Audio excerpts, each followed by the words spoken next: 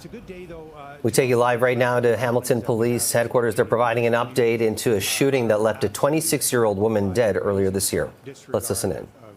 I guess what is a human right to carry on our active day. To think of July the 11th and arguably the busiest intersection of our city, at the intersection of James Street and King, steps away from an art crawl where thousands of people were gathering that afternoon to enjoy the great culture and the great things that we have in the beautiful city of Hamilton. And a young punk thinks it's okay and thinks they're entitled enough to show up on a scooter and take the life of a 26-year-old young girl, Belinda, from Ghana.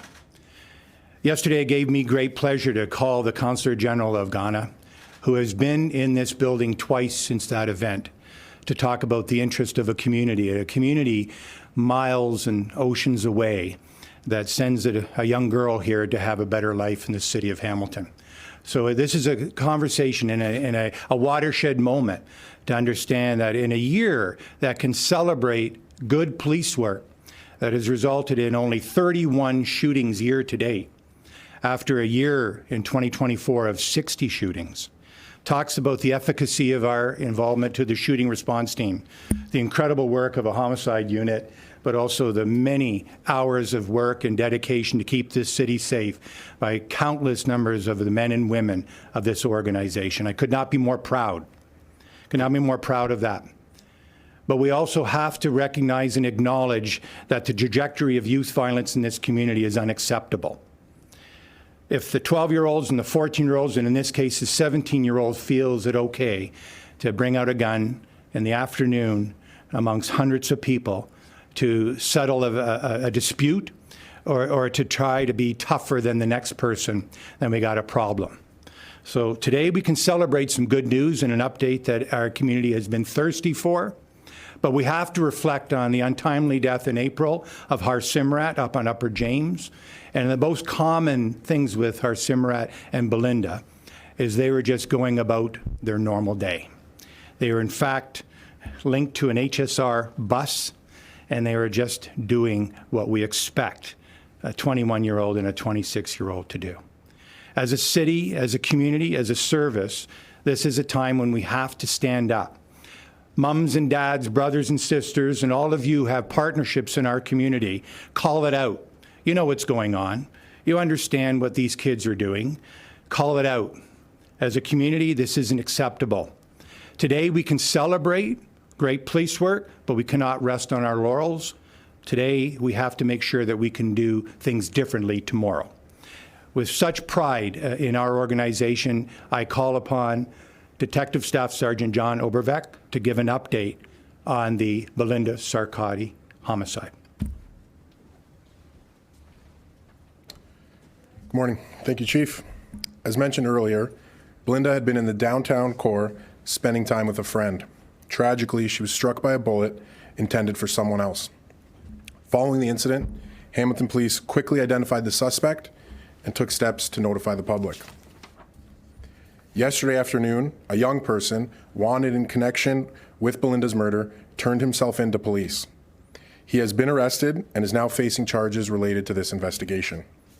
Because this matter involves a young person, we are prohibited under the Youth Criminal Justice Act from releasing any identifying information, including the individual's name or any details that could lead to their identification. We want to thank the public for their cooperation, as well as the officers and community partners who worked diligently on this case. We also want to acknowledge, of course, the Sarkodie family. They have suffered an unimaginable loss, and our thoughts remain with them as they continue to navigate this incredibly difficult time.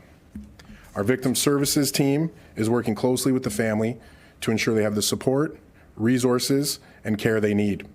We ask the community to keep them in their thoughts and to offer the family the privacy and compassion they deserve.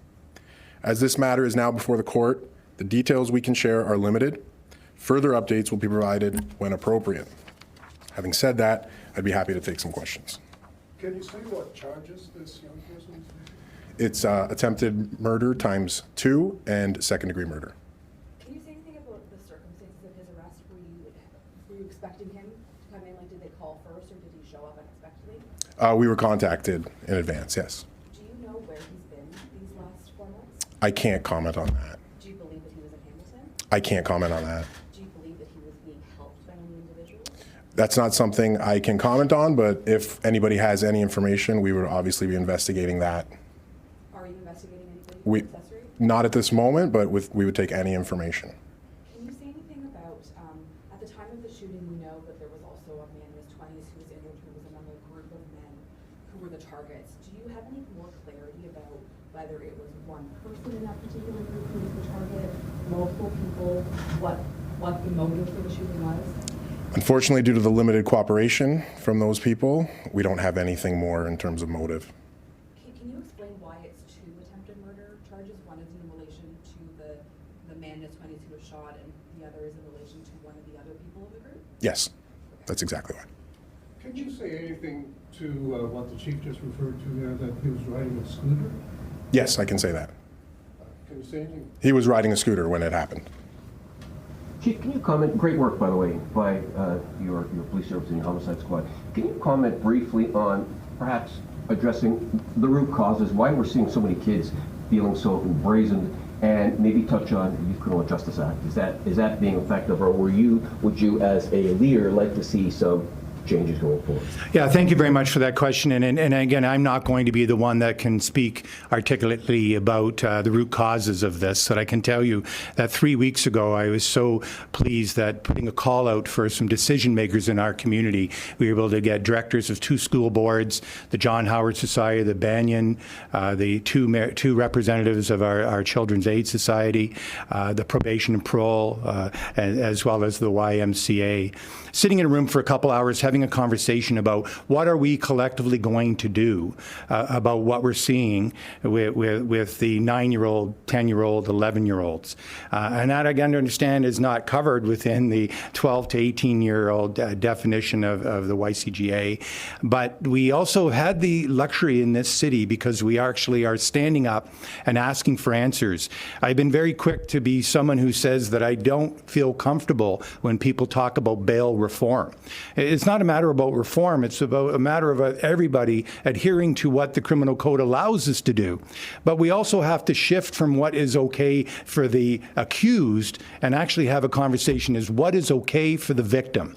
What about the residual effects of this thing? So it's not about reform, it's about everybody doing their job. So it's not a comment that we're going to get into and unpack the fact that if we have a young offender or we have other offenders that are repeatedly disregarding the conditions of release, conditionally, and the recidivism that we're seeing with respect to violence, the drug use, et cetera, and the drug distributions in our community of people who have been through the court system not once, twice, but multiple times. We've invested heavily, as I said earlier, in our shooting response team response. And we work closely with our investigative team and everybody within our service. We believe that the responses are best meted out when they're whole of service. But in fact, if we have one partner at the table who doesn't understand the impact of the loss of Belinda, of Harsimrat, and those many others in our community, then we're just a fool's errand. We need everybody to understand that it's everybody's responsibility. We're proud to say our moniker is Together, Stronger, Safer, and this is an example again. We can demonstrate as a community that we can absolutely make this the community that has always said it's a place to raise a child and to age gracefully. Thank you. Have you seized the weapon? We have not. Do you know from the ballistics at the scene whether there's any connections to other shootings? There's no information I have to suggest it's connected to any other shootings. Can you comment at all just on the extent of police work that went into this arrest? I know that there were a number of search warrants executed initially in the days after homicide, but I know this was a lot of work. Yes, I can tell you that there was a relentless effort to pursue this individual once he was identified. I can tell you that everybody in the service did everything they possibly could. There was no resource spared. We had support from the top down the entire time, and no doubt those efforts is what led to the person contacting us and saying enough is enough and we're not going to stop. We've been listening to Hamilton Police provide an update into the investigation into a shooting that left a 26-year-old Belinda Sarkodie of Ghana dead. She was just an innocent bystander that was going about her day when she was shot and killed. Yesterday, a 17-year-old turned himself into police because he is a young person. He cannot be named as a result of the Youth Criminal Justice Act. He is facing two charges: attempted murder ×2 and second-degree murder.